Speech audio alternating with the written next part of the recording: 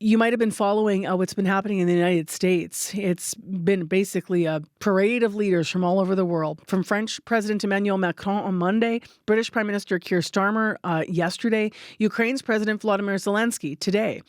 It seems that the world leaders are making pilgrimages of sorts to Washington, D.C. to meet with U.S. President Donald Trump. The diplomatic visits come as Trump continues to push international tariffs that would upset trading norms and foreign policy that disrupts the world order as we have come to know it. Now, for a closer look at these relationships between the U.S. and the rest of the world and how things are evolving right now, Anne Fitz-Gerald is with us. She's director of Balsillie School of International Affairs. She's professor of political science at Wilfrid Laurier University as well. Good morning to you. Good morning. So with these visits on the books and those that are to come, what in your view are world leaders sort of hoping to find as they when they go to D.C.? Well, I think leaders like French President Macron and British Prime Minister Keir Starmer both came to make a solid stand for the European position.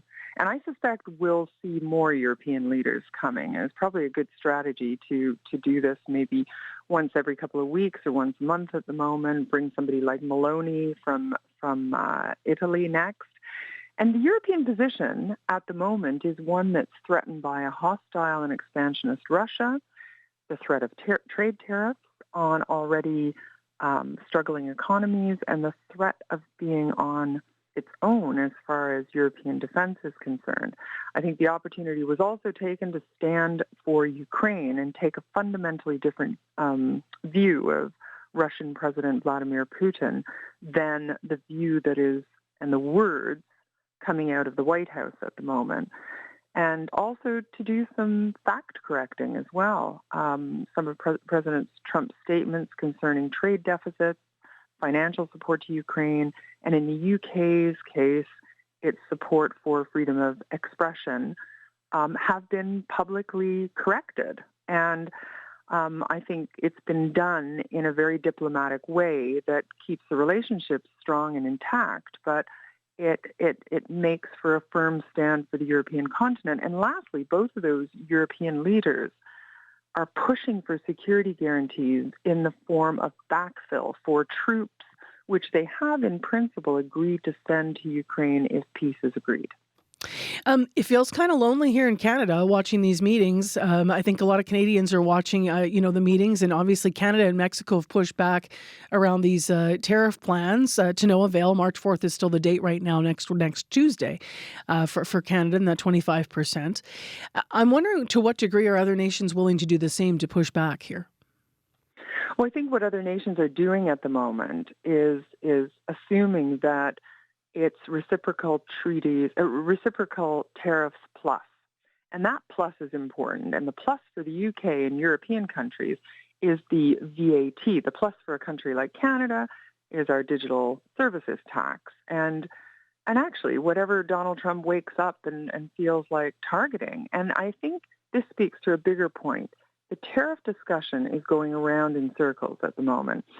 And it seems that the most sensible way forward is probably just to expect the worst in terms of percentage tariffs, as President Trump will probably continue to weaponize trade for the duration of his term.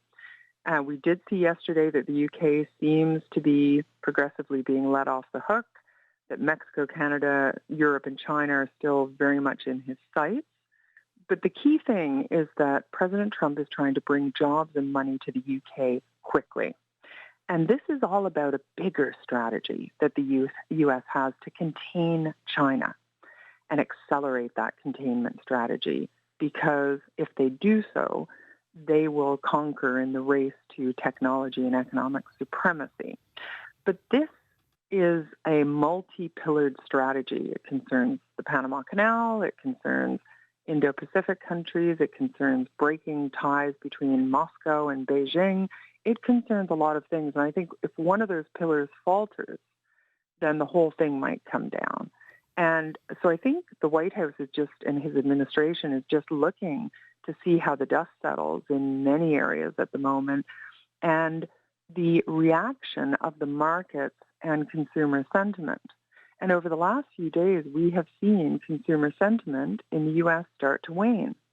We have seen the markets come down as well. And I think President Trump is probably staying maneuverist at the moment on trade tariffs. And, we should just move forward expecting the worst, because it's an opportunity for economies like the Canadian economy to develop a plan for economic prosperity, which is not so dependent on the U.S. Obviously, the big meeting today is Ukraine-U.S., and so there's this rare minerals deal that's in the works. I know the Ukrainian president, we just heard on World Report, is using the term framework. Trump is using the word deal. But obviously, there's massive tension over Russia as well. And how do you see the relationship between those three evolving? But maybe the more critical question is, given that all this is happening, where does this leave the EU? Yeah, the relationship between Ukraine, U.S., and Russia is quite volatile, as one of the partners is always bound to feel hard done by, depending on what happens. We've already seen this with Ukraine in reaction to the U.S. meeting with Russia and Saudi Arabia, and with the security guarantees for Ukraine being left out of the mineral deal agreement. And the U.S. will feel hard done by if Russia doesn't honor its word and its commitment to peace. I mean, President Trump wants to be the broker of this peace. And Russia is going to continue feeling as though it got the raw end of the deal. And the reason for that is this. President Trump thinks that people value money the same way he does. But I would argue that President Vladimir Putin's legacy depends on land accumulation and a legacy of an expanded Russia while That's clear. keeping Yeah. people unified.